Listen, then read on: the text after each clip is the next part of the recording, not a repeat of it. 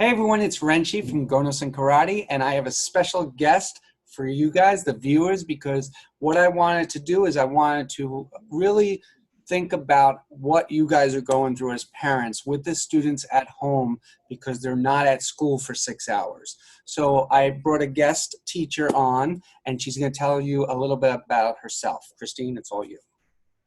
Hi, I'm Christine Zula, and I teach history at Hendrick Hudson High School. Specifically, I teach in the Academy program, which is the alternative high school program in our district. Excellent. So what I'm going to do is we collaborated a couple of different questions that I believe are in the minds of a lot of parents. And if you can kind of give some insight from your perspective, both as an adult and a teacher, I think that would really be helpful for them.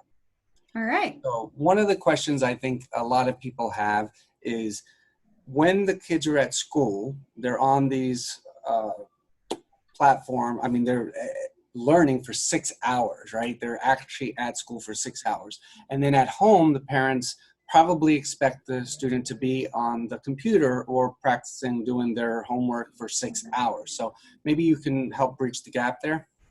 6 hours is way too long. During a high school day, there are 9 periods during the day. Most kids will take 6 courses, maybe 7, which means they have between 2 and 3 free periods in their schedule. And it's important to take those breaks. Students will have academic advantages. They'll have lunch, they'll have gym where they get to run around and get that energy out. That's really important, even in high school, elementary school, middle school, they still go outside and play football and basketball inside. And so your students should not be doing work for 6 hours straight. For elementary school, about 1 to 2 hours, middle school, 2 to 3, and then high school, depending on how many courses you're taking, probably between 3 and 4, especially if you're in an AP course. Okay, so I know kids usually don't need to be motivated to play a video game for 4 or 5 hours. They can easily do that or be on the social platform, all these different social platforms. So how do you motivate a student to go on and do schoolwork, which is something that's not always enjoyed? So in my classrooms, and all of my courses right now are on Google Classroom, I created a reward system for my students. So they get points for commenting on my daily post, and it'll be something as simple as, what's your favorite meal that you've eaten today, or what's something fun you do outside. And they have to be one of the first to turn in their work. If you do both every day, you get points. And then the students with the top 3 most points will get an off-campus lunch. In high school, that's a very big deal. And so this reward system has really kept the students engaged. At the end of every week, they want to know who's in first and who's in third and where their standing is. And so I find that a reward system really works out well. We are also in the Academy doing Student of the Week, and whoever becomes Student of the Week gets a $5 gift card to Dunkin' Donuts. And so for children at home, especially if they do like Xbox or PlayStation, maybe a $10 gift card or some motivational reward that will kind of give them an incentive to get that work done, knowing that their interests are going to be rewarded. So everybody's pain points and prize points are different. So yeah, parent, they know what the kids like and what they would not want taken away from them. So those exactly. are good motivational tips. But what do you do when a parent doesn't know the information in order to help their child? Like, back in the day, we didn't have the learning system that they have now, Common Core, all these different types of learning platforms where I, as an adult, would have a hard time helping my child if I don't know the information. So what can a parent do to help that? Yeah, especially math is very different. And I spent a year working in the elementary school, and that was not how I learned addition or subtraction. And then when you get to high school, the content gets harder. So even when you know the history or maybe even lived through the history, completing the actual skill work is still a little bit different. The best thing to do is to reach out directly to the teacher. Older kids should really be reaching out for themselves, and younger kids will need a parent advocate. And your teacher should be able to guide you through, help your student in the academy, we have office hours. Every teacher has office hours that are dedicated specifically to one course. And so I use Google Meet or Google Chat to give help to my students, sometimes in groups, sometimes one-on-one. And so the parent is not the expert. They're an expert at something, right? But not necessarily trigonometry. And so reaching out to your teacher is the best thing that you can do to get help. Yeah, well, I didn't do well in math. Me either. That was my pain point. It took me 3 years to finally graduate algebra, and it was not easy. It wasn't because I didn't know it. It's just I didn't study. My It's last year, hard. I had like a 98 on the Regents. And the teacher was like, oh, Adam, you just decided to study now. So, Mm-hmm. but That's in my it. high school, I was pretty much being beat up. So that's what forced me to do martial arts and help conquer that fear. But so what could they do? What could parents do as finding out resources? Should they go on YouTube and find out the information on how to help their child, or will that be kind of muddying the waters in terms of what you as a teachers are trying to share? You can definitely go on YouTube. You want to make sure what you're using is a credible source. So look at who's posting the video, read the comments below. There are some really great channels you can subscribe to. So Crash Course is really great for history. I actually use the videos as a supplemental to the lessons I've been giving my students through Google Classroom. So if your student is struggling in social studies, look for a Crash Course with John Green. Khan Academy is also really great. There's activities that go along with the videos that can help your student. And if you're unsure about a video, ask a teacher and make sure that what the video is teaching goes in line with their curriculum. And most districts right now are posting a lot of online resources for their students for all ages on their district website. So check that out too. Okay, so that's good information. So, elementary kids have a lot more strings that parents can pull than teenagers in high school. Mm-hmm. And I believe that there's a challenge where a lot of times kids who know it all, right, teenagers, who will tell their parents something, and the parent will be like, well, you're a young adult. I should listen to you. I should respect your opinions, your decisions, and such. The challenge, I think, though, happens when there is so much socializing on the phones, the tablets, and the computers that the kids don't take time to be kids, to use their minds to think about things outside of the box. When I was younger, like a lot of the viewers, I'm sure, we were told, go outside, play, and here's a quarter. If you need me, give me a call, and come back before it's dark. We were riding our bikes. We were doing all this. And it's definitely a different day and age that, kids really shouldn't be having that much freedom. But how does a parent deal with having a teenager that maybe says, Mom, I've been doing my homework for 4 or 5 hours.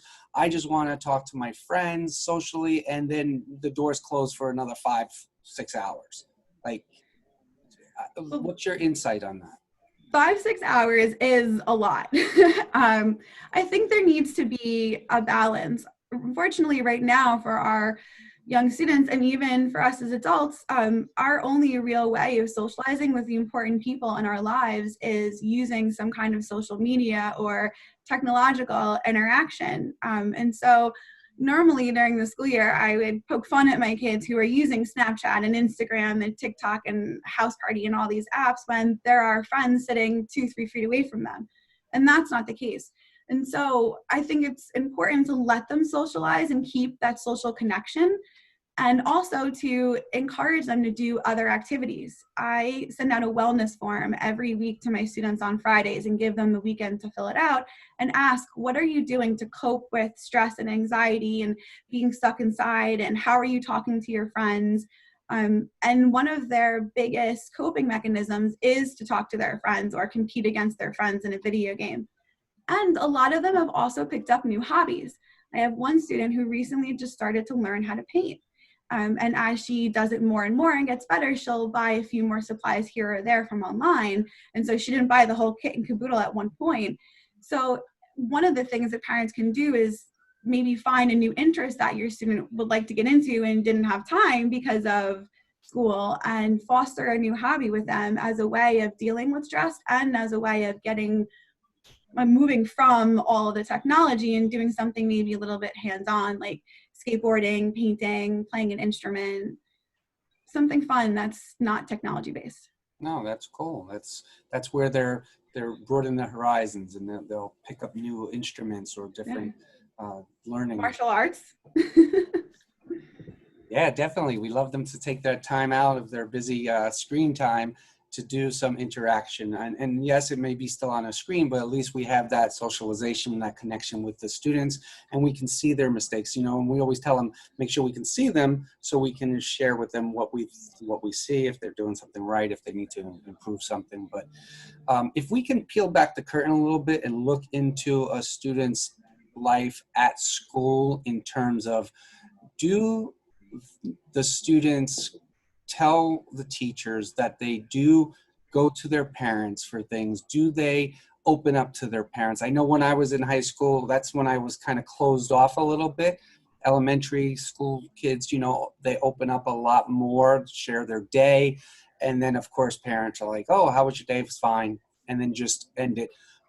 Do they do that nowadays? Do you see that the kids interact with the parents as much, especially during this time? I'm not sure. I think there's a balance that exists. For us in our program, it's a very therapeutic program, and we get very close with our students. And so they'll definitely want to tell us stuff, and come to us and confide in us and ask us for advice. We actually just got an email, unfortunately, from a student who was looking for some support because his grandfather passed away. Kids are going through a hard time. And so they want to connect with us, and they want to connect really with an adult who can give them advice.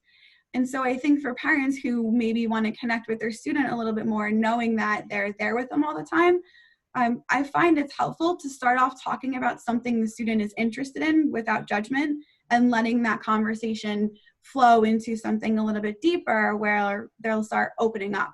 I know the stigma is that high school kids don't talk to their parents and don't want to.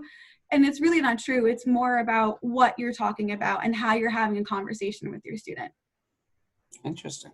So if you, as a teacher and as an adult, can have a one takeaway from this whole lockdown experience, what would that be? I am so proud of my students for their resiliency.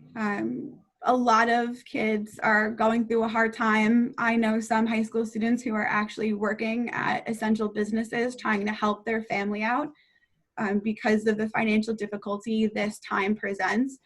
And they're still doing their work, and they're still asking for help. They're still asking, is this right? And can I resubmit this to do it again? And so it's not just that, oh, they really love school. It's more that they are willing to be resilient, and they are building up confidence in themselves that, okay, this is the situation I'm in, and I'm still going to do this. I'm still going to talk to my friends. I'm still going to play basketball outside with my brother. I'm still going to do my schoolwork and skateboard. And so I'm really proud of how resilient our kids are. And I think a lot of people are worried about the education that they're not getting during this time. And this is teaching them something that I never could. And I think that's really important to remember, that there is still a larger lesson our kids are learning. Yeah, that's the yin yang of life, right? There's always a positive and negative, and there's always a better way to look at certain things. You know, a lot of times this is when we grow as individuals, when we're challenged. So I really want to thank you for taking the time out of your day to do this talk. I think it's going to be very beneficial to the parents. I'm also collaborating with a couple of teenage students themselves to get their opinion and their side of the story on how this whole homeschool education is going for them. So parents, please look out for that, and as well as other teachers in different elementary and pre-K situations. So thank you, Christine. I really appreciate it. Please stay safe, and kudos for you. Thank you, Renshi. Have a good one. All right, take care. Bye-bye. Bye.